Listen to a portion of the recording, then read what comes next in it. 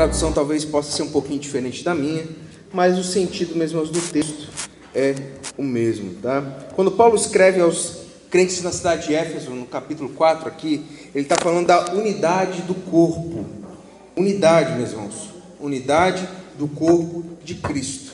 O corpo de Cristo é a igreja na terra, tá? Eu não quero ser aqui muito repetitivo, redundante, mas nós devemos entender que se nós participamos de uma igreja, por isso nós temos batismo, por isso a gente fala que a pessoa é membro, nós cremos que Jesus Cristo deixou a igreja na terra. E a igreja que segue os mandamentos de Jesus é uma igreja verdadeira. E se é uma igreja verdadeira, ela é uma igreja que está ligada a alguém. O que Paulo falou aqui? Ao cabeça. Está ligada à cabeça. E quem é a cabeça da igreja, meus irmãos? É o irmão Rodrigo? Graças a Deus que não. É o pastor presidente da cidade de Tubarão? Também não. A cabeça da igreja é Jesus Cristo. Ele mesmo, meus irmãos. É Ele mesmo que dá as direções.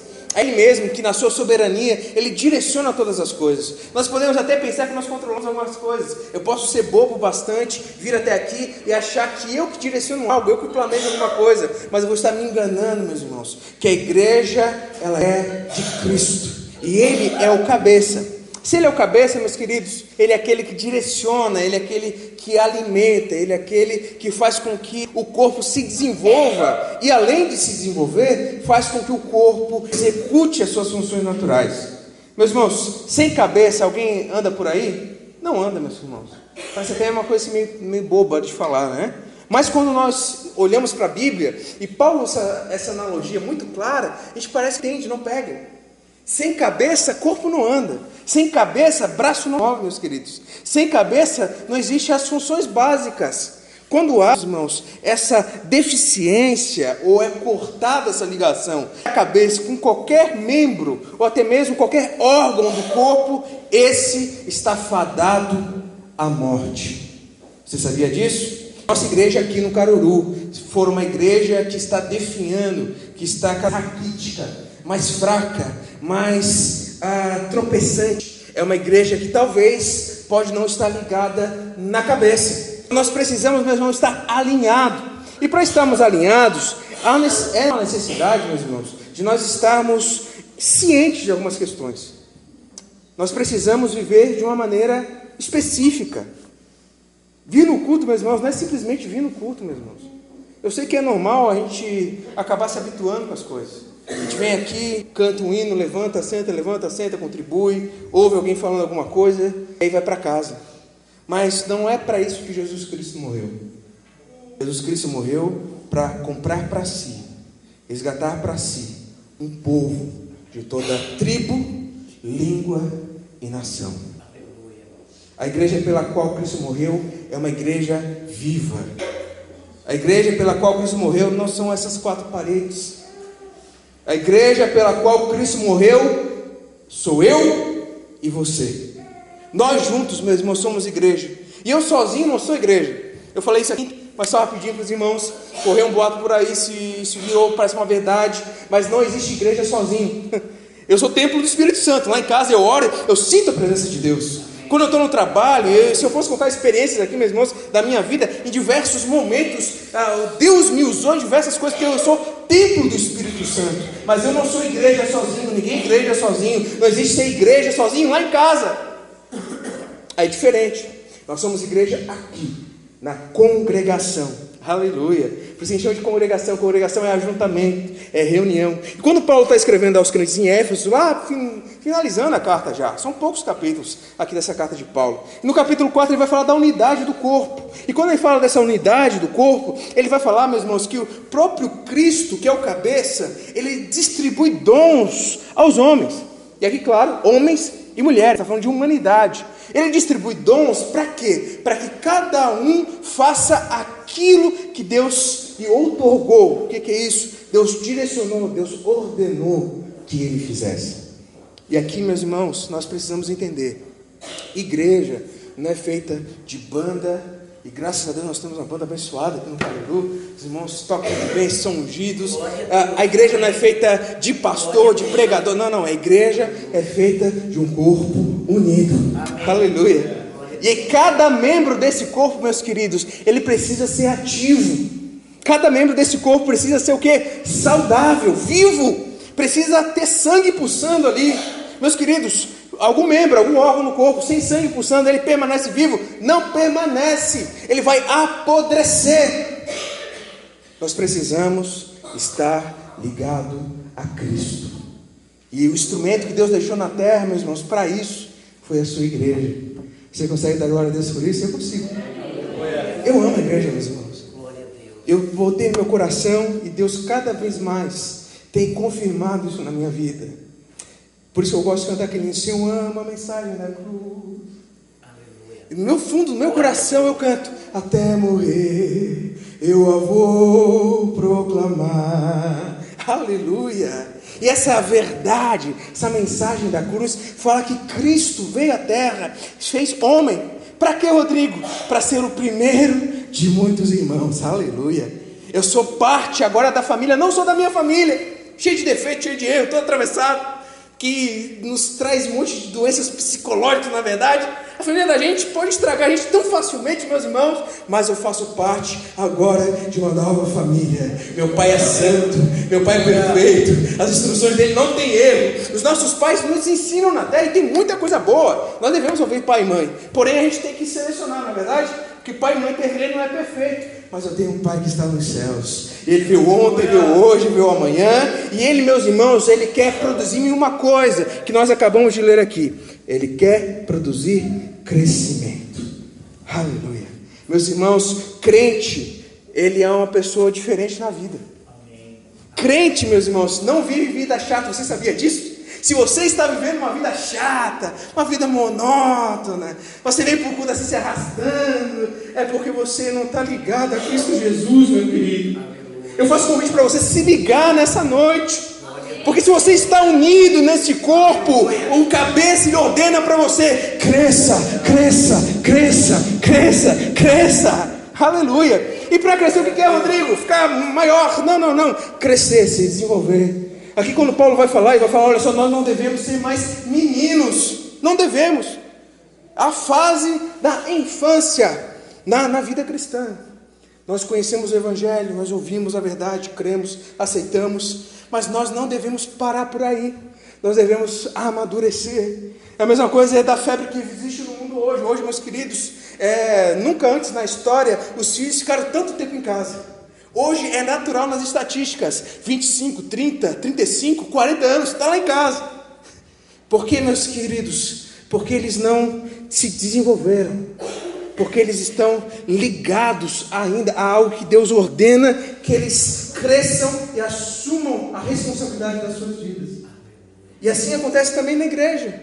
Tem gente que não quer amadurecer. É o camarada, meus irmãos, é a mulher, é a irmã que não quer assumir responsabilidades. É a pessoa que não quer se envolver, que não quer se ferir. Que é natural, meus irmãos. Crescer dói. Não sei se você já foi adolescente como eu, né? Tirando o Miguelzinho lá atrás, que não está entendendo muito o que eu estou falando aqui, né? Mas todo o restante de nós passamos ou estamos na adolescência. E é uma fase de dor. É interessante porque está tudo desenvolvendo muito rápido. É uma fase em que as coisas vão crescendo, estão se desenvolvendo. Crescer dói. Dói, meus irmãos, mas é o que? Necessário. Amém? Você está disposto a crescer? Você está disposto a passar pelas provações do crescimento? É para isso que Cristo nos chamou. Por isso que nós somos uma igreja aqui no Caruru, meus irmãos. Por isso que nós estamos aqui, eu acho que 30 pessoas, talvez mais. Mas aqui nós temos uma responsabilidade nesse bairro. Eu saí lá do Monte Castelo, eu sei. O irmão Geraldo sai lá também mais de baixo, lá perto do Sombrio. Mas quando nós viemos para cá, nós assumimos um compromisso, uma responsabilidade de ser o sinal de Deus nesse bairro. Glória a Jesus. Deus conta comigo e conta com você para ser um sinal de Deus. Amém. Porém, nós não vamos conseguir ser se você ainda não estiver ligado ao corpo de Cristo. E aqui Paulo vai falar, ele vai dizer, começando, por isso que eu li o 15 e o 16, olha só. Ele vai falar lá no 14, meus irmãos, olha só, vou ler com você.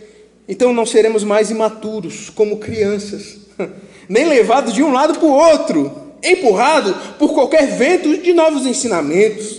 Também não seremos influenciados quando nos tentarem enganar com mentiras astutas. E nós vivemos tempos assim, meus irmãos.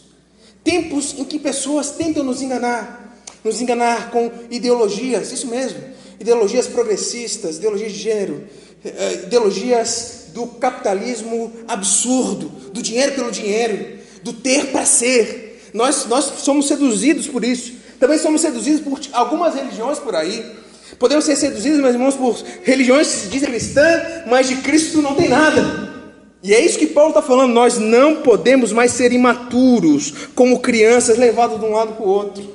Meus irmãos, se você pegar um bebezinho, ele não vai conseguir fugir de você, ele pode até se espernear, mas você leva ele para um lado, leva para o outro, porque ele é bebê ainda, ele não tem capacidade motora.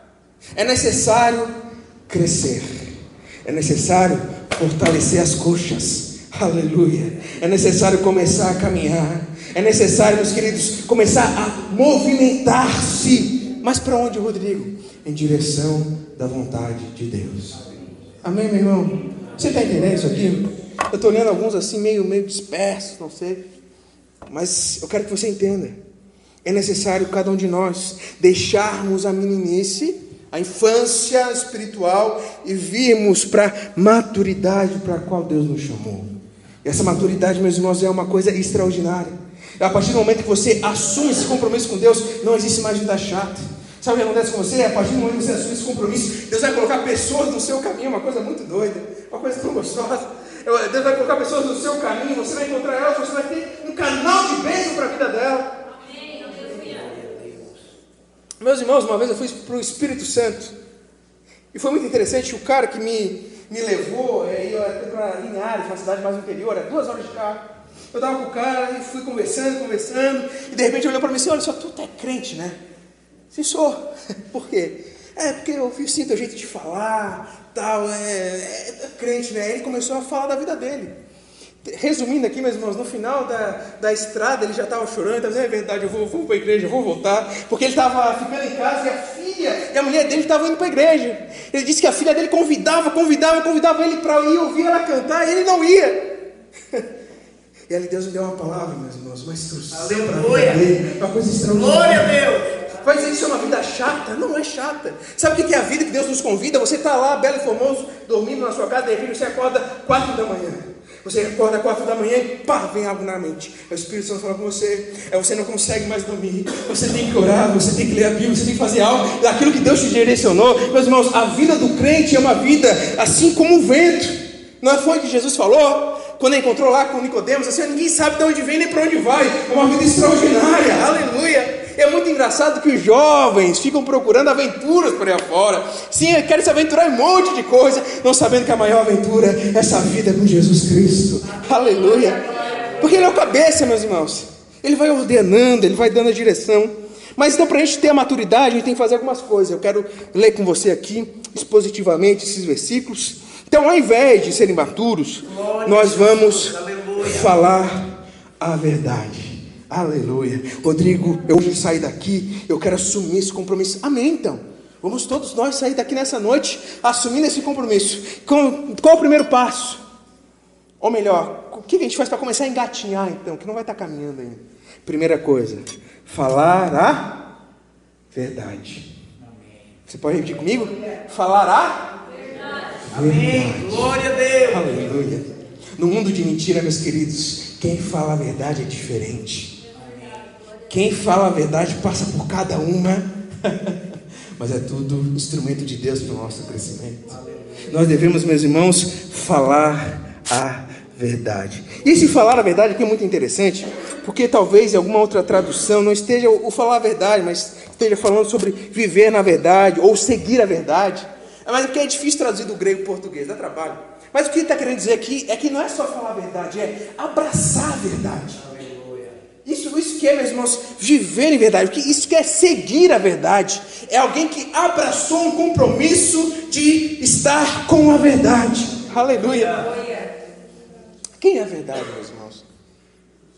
No mundo nosso, você que é jovem, estudou filosofia ou está estudando ainda, no mundo de modernidade líquida, onde não existe certo e errado, a Bíblia nos fala que há a verdade. Aleluia. E Ele não é só a verdade, Ele é o caminho, a verdade e a vida. Eu estou falando aí de Jesus. Senhor é Deus. Aquele que abraça a verdade, vive com a verdade. Aleluia. Por isso que crente não engana, por isso que crente não mente. Por isso que crente, meus queridos, é diferente.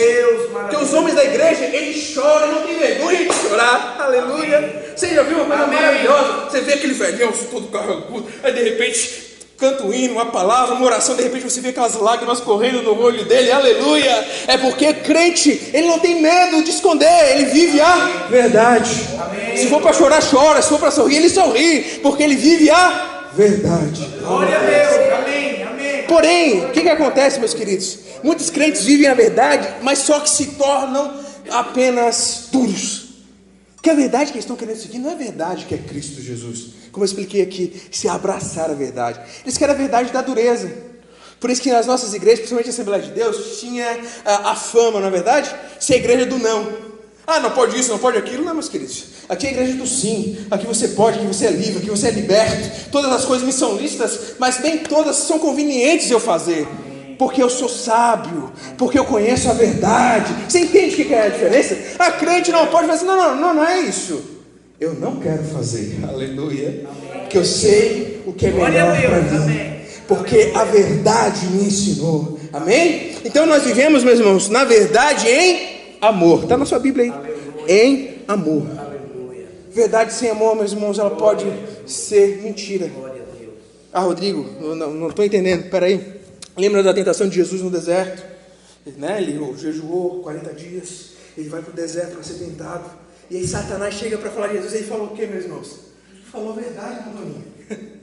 Ele usou a Bíblia, mas era uma verdade sem amor.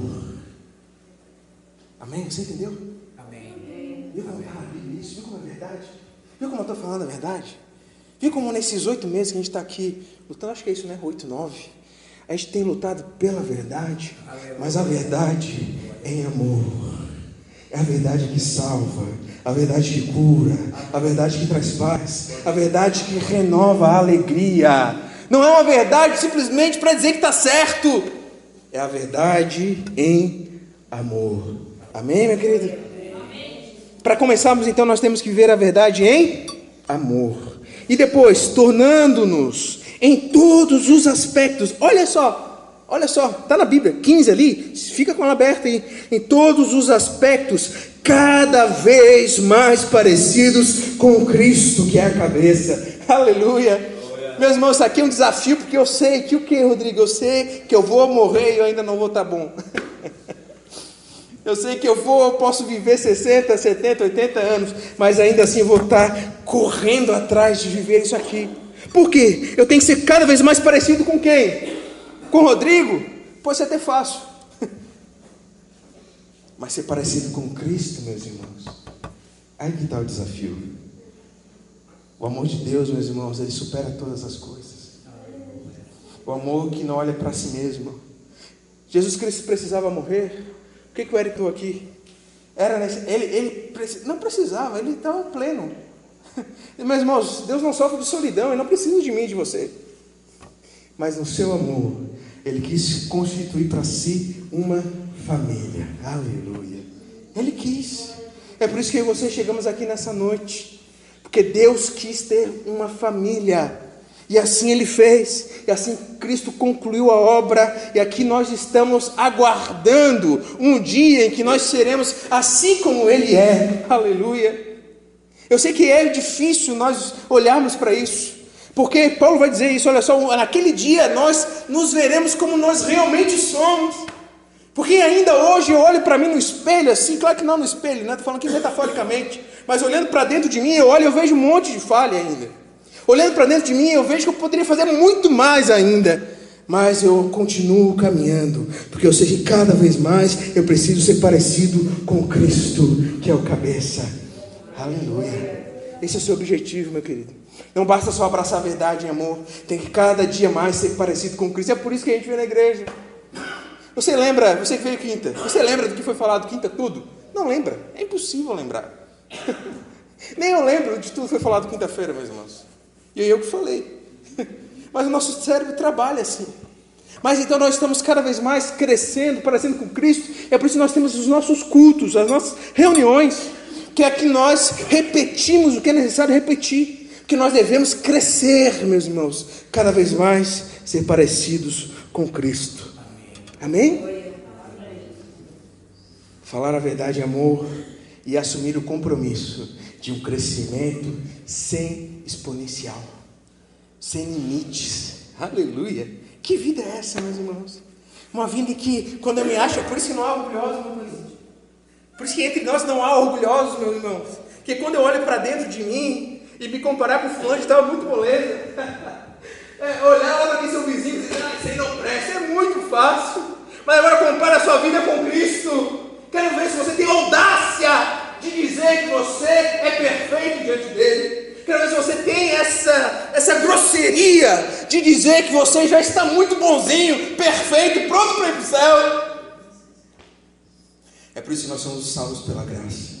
Aleluia. Pela graça sois salvos. Isso é dom que vem de Deus, não vem de vós. Não é pelas obras, para que ninguém se glorie. Amém? Amém? Amém, meus irmãos. O que mais Paulo vai falar? Então, se nós temos esse objetivo de crescer a estatura da medida de Cristo, dessa plenitude, o que nós devemos fazer? Olha só, ele faz que todo o corpo se encaixe perfeitamente. Aleluia. Que mais? E cada parte, a cumprir a sua função específica, ajuda as demais a crescer, para que todo o corpo se desenvolva e seja saudável em amor. Meus irmãos, o segredo de uma igreja saudável é uma igreja unida. Aleluia. Em que cada um entende que tem o seu lugar, tem seu espaço, e que cada um tem algo que precisa fazer. É isso, meus irmãos. Vir na igreja simplesmente para sentar e receber algo aqui que você está precisando ir embora, não é ser igreja. Isso aí é ser menino. Isso aí é ser menina ainda, é ser criança, é ser bebê, é ser infantil. Tem aquele que faz parte do corpo de Cristo e já está amadurecendo. Ele entende que ele precisa crescer. Ele entende que ele precisa, meus irmãos, expandir. Ele entende que ele precisa reconhecer o seu espaço, o seu lugar, e assim crescer na obra de Deus. Por isso que, meus queridos, esse negócio que a gente fala aqui, Projeto Natanael, eu assumo, meus irmãos, é uma vergonha. É uma vergonha ter que ter projeto com nomezinho, etc, todos esses métodos pedagógicos, para a gente fazer aquilo que a gente precisava fazer obrigatoriamente, que é evangelizar. Que lá no trabalho, meus irmãos, a gente tem que ser o sinal do reino de Deus, não é verdade? Amém? Amém. Lá na escola eu tenho que ser a expressão de Cristo. Lá, e assim a gente vai. Em casa eu tenho que ser, meus irmãos. Eu tenho que ser exemplo para minha esposa. Você tem que ser exemplo para o seu marido, para o seu filho. Se você que o pai ainda não é crente, talvez teria que ser exemplo para sua mãe, para o seu pai. Você entende isso? Então quando a gente fala assim, é Projeto Natanael, ore por alguém, jejum por alguém e tal, e vai, e faz, a gente está tentando incentivar aquilo que todos nós deveríamos já saber, que nós somos parte do corpo, e cada um juntamente, muito bem ajustado, perfeitamente, cumpre a sua função específica. Aleluia. É aqui, meus irmãos, é que Deus distribui os seus dons. Deus separa uns para ensino, Deus separa outros para levar o povo em adoração, Deus separa outros para ser os exemplos em oração, e assim por diante. Deus separa cada um, porque é assim que o corpo, juntamente, muito bem ajustado, ajuda as demais partes a crescer. Meus irmãos, eu estou falando da Bíblia aqui, 2 versículos só. Para nós sermos parte do corpo, meus irmãos, nós devemos estar alinhados a essa verdade. Amém? Eu sei que essa é uma questão impossível para você. Eu sei que você olhando assim, você olha, é impossível crescer assim. Eu não consigo, Rodrigo, abrir mão do meu pecado. Eu não consigo, Rodrigo, deixar de ser preguiçoso. Eu não consigo deixar de ser mentiroso, Rodrigo, eu não consigo. Eu não consigo deixar de ser dissimulado. Eu não consigo deixar de ser controlador, arrogante. Eu não consigo, Rodrigo, deixar de ser isso. Eu não consigo crescer. Eu sei que você não consegue, mas a Bíblia nos fala em Colossenses 2,19, meus irmãos, que é Deus que concede o crescimento. Aleluia. O que você precisa é assumir o compromisso só Ele vai concluir a boa obra que Ele começou em você. Amém? Amém. Amém. Essa é a palavra, meus irmãos, para nós meditarmos nessa noite. Em nome de Cristo Jesus. Eu queria convidar você a ficar de pé para a gente orar. Por gentileza. Para nós orarmos aqui. E em seguida nós já vamos estar ministrando aqui a ceia do Senhor. Eu quero que você que já é membro, você que já se batizou, você assumiu esse compromisso no batismo nas águas, ao participar desse pão, participando do cálice, você entenda que você é parte desse corpo. O pão, meus irmãos, simboliza o corpo de Jesus. Então quando você come esse pão, você lembra que você é parte do corpo dele. E quando você bebe do cálice, você é lembrado que o sangue de Jesus nos lava de todo pecado. Por isso que é uma noite de celebração, de alegria. Talvez você teve algum deslize essa semana. Talvez você está um pouco desanimado, desapontado. Mas eu queria convidar você a orar nessa noite e participar do corpo e do sangue de Cristo Jesus, com a consciência limpa e aberta, com compromisso de realmente ser parte do corpo. Porque, meu irmão, eu estou aqui com meus 2 braços, graças a Deus eu tenho 2. É útil, bastante. E se um ficasse meio assim, ia ser complicado. Não é verdade? Eu ia me atrapalhar, eu ia querer tomar água, eu não ia conseguir tomar água, eu ia ter que largar o microfone, pegar o copo, tomar água, não olhando para minha cara, esperando alguma coisa. O que eu estou querendo dizer? Todo membro do corpo é necessário que ele seja ativo. Até mesmo o dedo mindinho aqui que apoia, me ajuda. Cada dedo aqui indicador. Todos, meus irmãos. Você é importante para Deus. Você é importante. A sua vida custou um preço altíssimo. O próprio sangue de Cristo vertido naquela cruz. Você é alguém especial para Deus. Aleluia. Deus tem algo especial para a sua vida. Ele quer revelar para você. Mas para você entender, você tem que tomar essa verdade para a sua vida. Você tem que abraçar em nome de Cristo Jesus. Queria convidar você para orar. Se você quiser confessar seus pecados diante de Deus, tenha certeza, Ele é fiel e justo para nos perdoar de todo pecado. Se você quiser assumir compromisso com Deus nessa noite, é a oportunidade de assumir um compromisso diferenciado. E com certeza, meus irmãos, nós vamos viver algo extraordinário aqui nesse bairro. Aleluia. Eu creio que essa experiência aqui no Caruru vai marcar minha vida para sempre. Eu conto com você. Eu quero que Deus também marque a sua vida para sempre neste lugar. Deus te levante com poder, com graça, com autoridade, para fazer a sua vontade. Aleluia. E assim você se alegre também em Cristo Jesus. Vamos orar, não quero tomar muito tempo para nós depois celebrarmos a ceia com alegria, com regozijo, em nome de Jesus. Feche seus olhos, olha a Deus. Deus Pai, nós te damos graças, Senhor, por essa palavra gloriosa. Nós aqui, Senhor, meditamos no que é ser corpo de Cristo, no que é fazer parte, estar ligado à cabeça que é Jesus. Sabemos, Senhor, que o Senhor é Senhor da nossa vida, isso mesmo, é muito Senhor, porque o Senhor é que comanda,